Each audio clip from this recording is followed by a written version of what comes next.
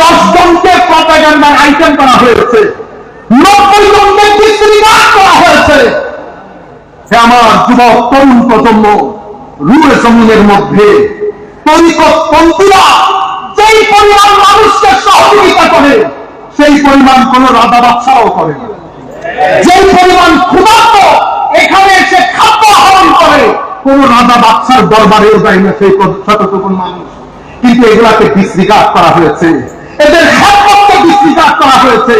শাহজালাল ইয়ামানি রাদিয়াল্লাহু তাআলা আনহু এই যে ড্যাগের মতো হাত দিয়েছে, এটা ড্যাগের হাত না, এটা এই ষড়যন্ত্রের একটা অংশ। আপনারা বুঝতে পেরেছেন? সম্মানিত উপস্থিতি, আমি আপনাদেরকে বলছি, ওসকে প্রপাগান্ডার আইটেম করবেন না।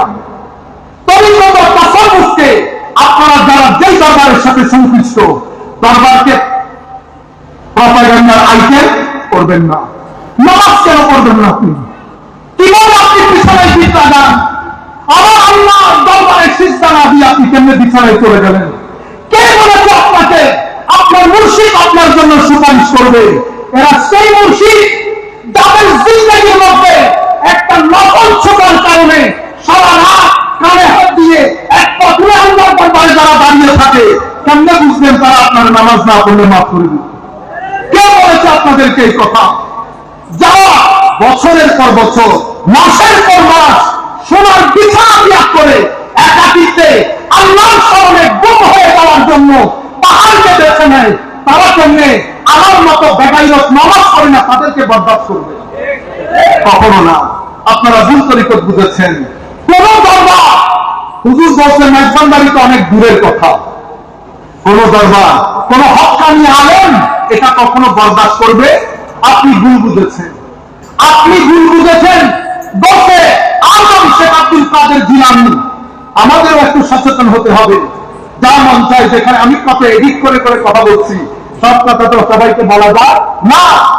আপনি মাহফিলে বলে দিলেন হুজুর আব্দুল কাদের জিলানীর মুরিদ হবে, আপনার আর কোনো ভয় নাই। আল্লাহ ইজ্জতের প্রথম যেই দিন এই কথা শুনেছি, আমি তখন অনেক ছোট, আমি বলেছি আর যাই হোক হুজুর গৌসুল আজম এই কথা বলতে পারে না। আমার নবী যেখানে বলে নাই আমার উম্মতের জন্য কোনো ভয় নাই, পেরেশানি নাই, সেখানে হুজুর গৌসুল আজম কেমনে বলবে আমার মুরিদের কোনো ভয় নাই? পরে দেখলাম বলেছে, কিন্তু যাকে আমি মুরিদ বলেছি তাকে বলে নাই মুরিদি, আমার মুরিদ না তাহা ভয় নাই। মুরিদকে হুজুর এটার উপরে লিখেছে আল ইরাদা আল মুরিদ ওয়াল মুরাদ, এটার উপরে হুজুর পৃষ্ঠার পর পৃষ্ঠা লিখেছে মুরিদ কাকে বলে। এক কথাই যদি বলি, মুরিদ সেই ব্যক্তির নাম যেই ব্যক্তি নিজের চাওয়া পাওয়াকে ছেড়ে দিয়ে আল্লাহর চাওয়া পাওয়ার মধ্যে নিজেকে ফাঁকা করে বাঁকার স্তরে পৌঁছে গেছে, তাকে মুরিদ বলে। আমি কোন মুরিদের কানে আছি? সুতরাং বক্তা, আমি নিজেকে বলছি সাবধান হন জবান ইউজ করতে, কারণ আপনার এই বক্তব্যটা রং জায়গায় নিয়ে মানুষকে বোঝানো হয়েছে যে মানুষ দেখো এদের বক্তব্য, এদের মুরিদের বলে কোনো ভয় নাই। কেন বলছি? আমাকে এই কথা ইন্ডিয়ান এক ছেলে দেওবন্দের অনেকক্ষণ কথা হয়েছে, সে শুনি আমাকে বলছেন দেওবন্দের অনেক বড় আলেম, আমার তো ছোটখাটো লোক, আমাকে বলতেছেন যে তাইলে একটা কথা বলেন মুরিদিলা টাকা পাল্লা, এটার ব্যাপারে আপনার অভিমত কি? আমি বললাম অভিমত কেন কবে? আপনি আগে বলেন এই কথা আপনি কোথায় করেছেন? আমি শুনেছি। তা আপনি তো বড় জুলুম করেছেন আমার বউসের উপরে। তো কেমনি? আল্লাহ মুরিদ যে কিতাবে পড়েছেন অন্তত ওই কিতাবটা পড়ে আসছেন, ওই কিতাবটা পড়ে আসছেন, তাই কি আর বলতে পারছি? আপনি সুন্নি হলে বলতাম সুন্নিদের করতে হয় না, সুন্নিদের করতে হয় একদম করিয়েন না, কোনো দরকার নাই। কারণ আপনার আমার জন্য তো আমার নবী দাঁড়িয়ে আছেন সুপারিশ করার জন্য। নিজের নবীকে পাগলের নিচে দিয়ে দিয়েছে, আর আপনি নামাজ না পড়লে আমার নবী ওখানে দাঁড়িয়ে আছে আপনার সুপারিশের জন্য। সৈয়দনা আকবরকে পাগলের নিচে দিয়ে দিয়েছে, ফারুক আজম জিন্দেগি দিয়ে দিলেন, ওসমান গনি জিন্দেগি দিয়ে দিলেন, আলী কারামাল্লাহু ওয়াজহুল কারীম জিন্দেগি দিয়ে দিলেন, ইমাম হাসান জিন্দেগি দিলেন। আপনি কেমনে চিন্তা করলেন নামাজ না করে আপনি গুনগুনিয়ে বেহেশতে ঢুকে যাবেন? আপনাকে ভুল বোঝানো হয়েছে। আমার আমার নবী শাফাআত অবশ্যই করবেন, আমরা গরিবদের জন্য করবেন। কিন্তু আমি এরকম বেগাইয়ত হয়ে আমার নবীর সামনে কেমনে দাঁড়াবো? এরকম বেগাইয়ত হয়ে আমার নবীর সামনে কবরের মধ্যে মুখ কেমনে দেখাবো? আমার নবীর দরবারে সাহাবী আসলেন, বলতেছেন, ইয়া রাসূলুল্লাহ, কি করলে বেহেশতে যাব? আমার নবী বললেন, লা ইলাহা ইল্লাল্লাহ মুহাম্মাদুর রাসূলুল্লাহ, সালাত, যাকাত, সাওম, হজ, আর কিছু আছে কোনাই? ইয়া রাসূলুল্লাহ, কথা দিলাম, বেশিও করবো না, কমও করবো না, তবে এই জিনিসটাকে ছাড়বো না। বেচারা হাসি আনন্দে দরবার থেকে চলে যাচ্ছে, আমার নবী আনন্দে দেখাচ্ছে, হে মানুষ দেখো, জান্নাতি দেখো, এই জান্নাতিকে দেখো, সেই ব্যক্তি জান্নাতি।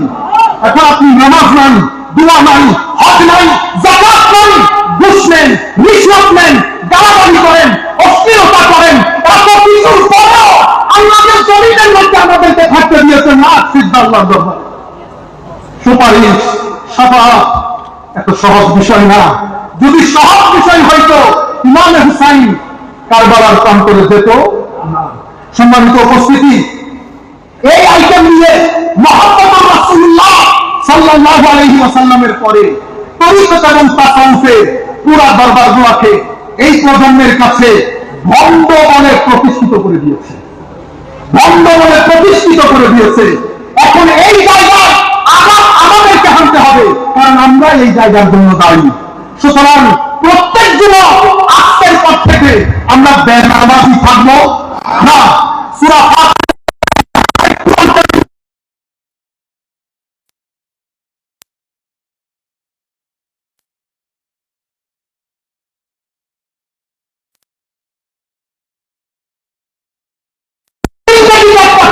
কিতাব পড়বেন, আমার গৌসুল আজমের মনে কষ্ট লাগবে না। আমি এত কষ্ট করে কিতাব লিখে গেলাম, সাধারণ মানুষ দূরের কথা, আমরা যারা বক্তব্য দিয়ে আমি জীবনে করি নাই, তারা বলছি, আপনি এত কথা আমাকে যে বলতেছেন, সেই কিতাবের মধ্যে উনি মুরিদিনা টাকা আল্লাহ বলেছেন, সেই কিতাবের মধ্যে উনি মুরিদের সংজ্ঞা দিয়েছেন। আপনি মুরিদের সংজ্ঞাটা পড়েন, তো আপনি আমাকে দেখান। আমার কাছে এখানে ছিল বই, আমি বললাম পড়ে দেখেন। আল মুরিদ ওয়াল মুরাদ, মান হুয়াল মুরিদ ওয়া মা হুয়াল মুরাদ ওয়াল মুরিদ, মুরিদ কাকে বলে, মুরাদ কাকে বলে। উনি যখন পড়েছেন, উনি বলছেন ইন্না লিল্লাহি ওয়া ইন্না ইলাইহি রাজিউন। আমি দুটো প্রকাশ করছি, কিন্তু আপনাদের বুঝানি তো ভুল। আপনি যখন মুরিদিনা টাকা বাংলা বলেন, তখন যদি মুরিদ কাকে বলে এটাও বুঝিয়ে দিতেন, আমার মধ্যে এই ধরনের দ্বন্দ্বতা পয়দা হইত না। আখলাক, এই তিন জায়গা থেকে ষড়যন্ত্রটা হয়েছে, হয়ে আমাদের আখলাক, তিনি নাটকগুলো দেখেন, এই 10 বছরের মধ্যে তিনি নাটকগুলো অশ্লীলতার সমস্ত হক ক্রস করে ফেলছে। কারণ বিশ্ব তাকিয়ে আছে, তরুণ প্রজন্ম যেন কোনোভাবেই খানেকামুখী হইতে না পারে। খানেকাগুলো বন্ধ করে না। খানেকা বন্ধ করার জন্য আমাদের এখানে আরেকটা কনসেপ্ট দেওয়া হয়েছে, তাবলীগে দ্বীন। তাবলীগে দ্বীন এটা কোথায় হয়? এটা মসজিদে। একই জিনিস, উনি যাহা করেন তিনিও তাহা করেন। ফারাক শুধু এতটুকু, একজন শুধু আয়াত বলেন, আরেকজন মুখে আয়াত পড়েন, সিনা দিয়ে আয়াতের নূর ট্রান্সফার করেন। একটা হচ্ছে কুরআন, আমার নবী গভীর খুনের মধ্যে বলেছে, কিতাবুল্লাহ ফীহি হুদা ওয়া নূর। কোরআনের মধ্যে কি কি আছে? তো কোরআনের মধ্যে হেদায়েত আছে, কোরআনের মধ্যে নূর আছে। এখন নূর কি আপনি বের করতে পারবেন? কোরআনের নূর কি বের করতে পারবেন? কোরআন কি কম মানুষে করে? আয় হায়, কোরআন সবাই করে, কোরআনের নূর সবার অন্তরে যায় না। কোরআনের নূর কার অন্তরে যায়? আমার নবী বলছেন, ওয়া আলু বাইতি, একটা কোরআন আর একটা নূরে কোরআন, একটা কোরআন আর একটা নূরে কোরআন। দুটি জিনিস রেখে যাচ্ছি, কোরআন থেকে কোরআন পড়বা, আর রাসূলের সিনা থেকে কোরআনের নূর নিবা। দুইটা যখন একসাথে হবে হেদায়েত হবে। দুইটা যখন একসাথে হবে হেদায়েত হবে। তুমি পথভ্রষ্ট হবে না।